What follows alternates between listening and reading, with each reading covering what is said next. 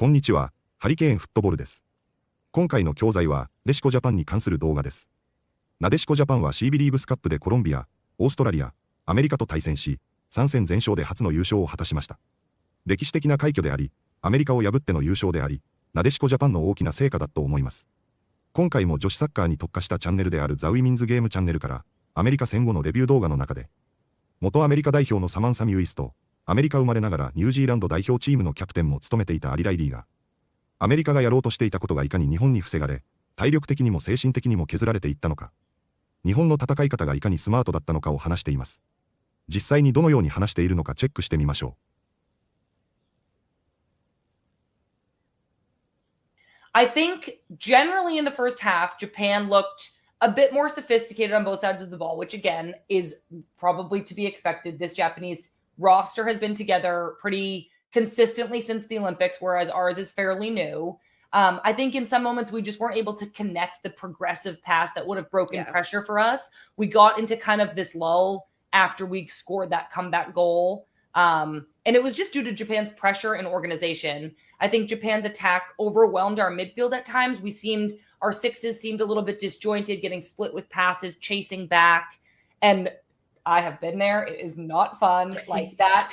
Me too. Doing a job is like literally so horrible. And I have been trying to convey this feeling to our audience as we've been approaching this Japan game. And I keep just saying, Allie, like your calves just get tired and then you go into survival mode. And then I think it becomes this vicious cycle where when you do regain possession, you're actually too tired to make a good decision moving forward. So you lose it again and then you're chasing again. How would you describe this feeling of just being overwhelmed by the opposition? I think what it felt like was happening, which it could be totally kind of subconscious, is that the US, because they went so long without having the ball, that when they got the ball, whether it's like the fatigue or it's this, do I want to do a risky, do I want to go too fast? Because if we lose it again, we're going to go so long without having the ball again. And I don't see the US in that position almost ever. And so that is a new kind of, that's a different state of game and a different mental state. And it takes us away from maybe that part of our identity. That's like, we're transitioning, let's go. We hesitate and then it's not on. Exactly. And you saw it more and more as the game went on when they're down by 1 and it's like, now we have to score 2.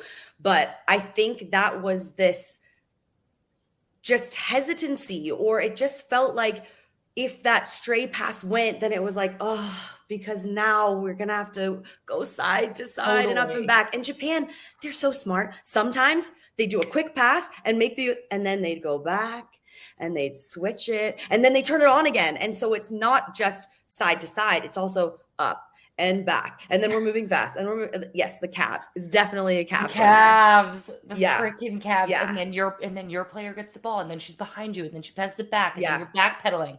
And then you're talking the whole time too, trying to, or you should be. But that's a lot for all the players to be directing the people in front of them over and over and over again. And they just kept finding those gaps. And I think that was one thing. And you could hear Emma saying it, and they were saying it on the broadcast. When Japan would make the rare missed pass, when the US would then give it back again, you're like, this is the time to keep it for a little bit. And once that happened a couple of times, it just felt like it was creeping in a little bit into the vibes. Yeah, totally agree. And that definitely led to this feeling. Yes, Japan had the upper hand in the first half. We were able to make some subs at halftime. And again, kind of going back to this depth, despite this U.S. team, again, I'm reminding everybody, we were without 5 probable starters: Triple Espresso, Naomi Girma, Rose Lavelle. In case anybody doesn't know who Triple Espresso is, it's Trinity Rodman, Sophia Wilson, and Mallory Swanson. So with this depth, halftime, we were able to sub in Jaden Shaw and Jenna Nicewanger. But then, unfortunately, again, very early on in the second half, Japan earned a free kick within shooting distance. Hasegawa took the free kick, forced Jane Campbell to make a save. But it was a great shot. It rebounded, and Kogo was able to get in there first to finish it. And then just as a reminder, I mentioned this at the beginning, we came into this game needing to win. So that now we're in a hole. We're down 2-1, but we actually need 2 goals in the last 40 minutes. And this is what would this feel? I mean, it's a tough spot to be in. It feels like a bigger mountain to climb. than it is. How do you think the U.S. team responded to this? Especially when you've just made changes that were hopefully going to ramp something up and it was going to start differently. And then again, another goal conceded in that 5-minute window. And it's just so fun. It's like this, it's this cliche, but we all like, it is so true that those times are just such common times to concede. And I will say it was a great first save. Like that is, and that's that one James. Where, yes, it just to sprint back and I was just thinking about how the US was set up and I would have to see it again, but you are, if it's central like that, you are going to leave the widest players. So I'm like, should there have been a mark there? But I do think Japan was quicker to respond. And that's the same from the beginning, like just being on their toes. And so I think with that, again, there's still so much time left. You're looking over I'm like, is Michelle Cooper going to come on or the Thompson? Like there's so many options. But I did feel like with Jaden, it still wasn't going to be like, let's launch it. Let's go more direct. I knew there was going to be a little bit more width, but I was still, when the US would get into the final third, I'm still like, what is the change here now that we need to see urgency? And I didn't really see the urgency until a little bit later with Alyssa. I know I'm going to talk about the Thompsons a lot because this is literally my next question. Family. I'm so excited you brought this up because this is my next question. We saw some more subs. This was just like maybe the 58th minute. Lindy and Dolo, Alyssa Thompson, and Corbin Albert subbed on. And to your point, Allie, this was a clear tactical change now. Yes, we made 2 subs at halftime, maybe slight adjustments, but this was Lynn and Alyssa are coming in. We're using their speed. We're using their aggressiveness moving forward. We want to open up the game and use their instincts with like getting in behind and create, some more crosses. Even Lynn's presence in there to finish headers, to finish anything scrappy in the box. She's just the quickest one to the ball. Talk to us about Alyssa. Alyssa Thompson is your Angel City teammate. She subs on. Were you so happy? Were you too tense in the game? How do you feel? Does she feel like your little sister? Tell us everything. She does. They both do. And I was really excited. I thought this is the player to sub on. And I loved when she got the ball.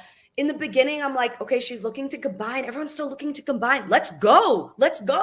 And so when she finally did that one play where she just drove forward, and I think it ended up with either a corner or a free kick, I can't remember, and then we're seeing Lindsay Heaps get further up the field, and I'm like, this is where we want to be playing. Let's get corners. Let's get free kicks. And so I like to see her turn it on. She definitely got end line a couple times. The crosses didn't necessarily go where they wanted it to, but it's putting pressure on Japan. Right. And so I liked that. And I saw it hit one beautiful long ball. And again, you don't win the first ball, but then it landed right at the midfield's feet and then we're going again. And so I wanted to see a little bit more of that because I just thought with Alyssa's speed and Lynn's speed and just the presence in the box that maybe the US could start playing higher up. But that's also the problem when Japan would win it. And then it would just feel like it deflated the US over and over again because then they get it, ding, ding, ding, ding, ding. Everyone's sprinting back. And let's go back to the center back now. Let's do ding, ding, ding. Like it was art. They did such a good job managing it, even when the US did start to have more urgency. 次は解説です。前回は簡単なボキャブラリーしか解説するものがなかったですが、今回の動画では便利な表現もいくつかありましたので、早速本日の解説をチェックしてみましょ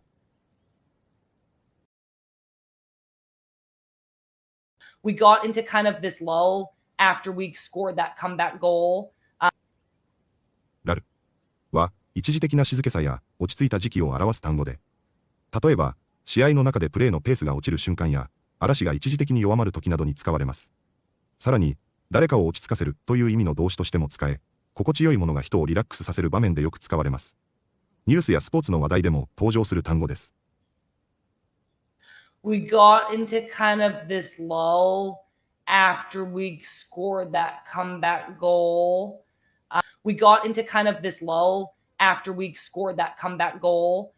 And then I think it becomes this vicious cycle where ビシャスサイクルは悪循環を意味するフレーズで、一つの問題が別の問題を引き起こし、どんどん状況が悪化していくことを指します。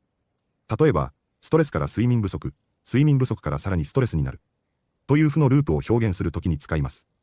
また、借金の悪循環や不健康な生活習慣の悪循環を表現する場合に使われ、社会問題や経済の話題でもよく使われるフレーズです。And then I think it becomes this vicious cycle where, which it could be totally kind of subconscious. サブコンシャスは無意識の、潜在意識のという意味の単語です。例えば、何かを考えているわけではないのに、自然と特定の行動をとってしまうことがありますが、これはサブコンシャスビヘイビアで無意識の行動と呼ばれます。心理学の話題や日常会話でもよく使われる表現です。